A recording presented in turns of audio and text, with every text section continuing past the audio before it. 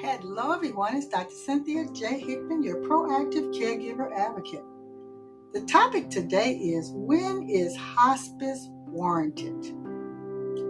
I often share, do not fear hospice, fear pain and suffering that a loved one may experience when disease and trauma overtakes one's earthly body. There's always been a misguided fear of hospice. Most of us fear stems from a lack of knowledge of practices and outcomes rendering care. One misnomer that must be dispelled is that hospice is not limited to 6 months. Hospice services can extend beyond 6 months as long as a healthcare practitioner certifies the need. Hospice is defined as care structured to provide support to loved ones and their families when a health condition no longer responds to curative treatments. As our loved ones face many challenges with their health, we must unselfishly determine as caregivers when hospice is justified. The human body we know can withstand so many life-staggering insults, from broken bones, trauma, operations of every kind, cancer and all their treatment modalities, chronic diseases, and everything in between. The human body is resilient until it's resilient no more.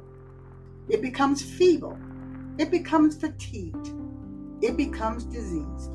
Treatments that worked in the past are no longer beneficial, and hospitalizations are futile.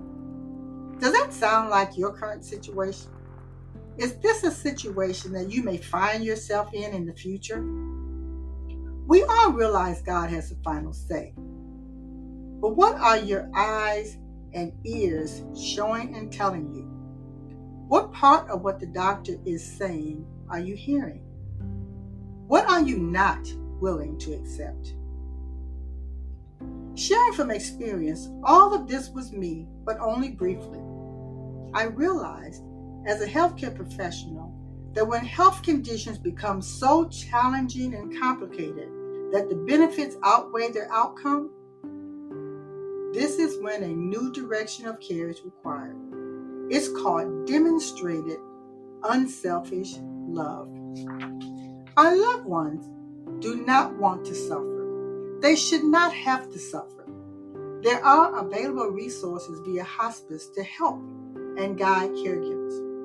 The Hospice Foundation of America is an excellent place to begin.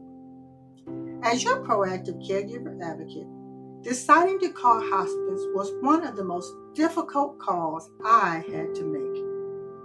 I needed help as the end of life unraveled before my very eyes with my queen. All the bells and whistles of the healthcare system were no longer needed. What was absolutely clear is that the rest for a weary soul was necessary, and the recipe for my sweet mother. Was it an easy decision? Yes and no. But it was the right decision. Be safe, be well, and bye for now.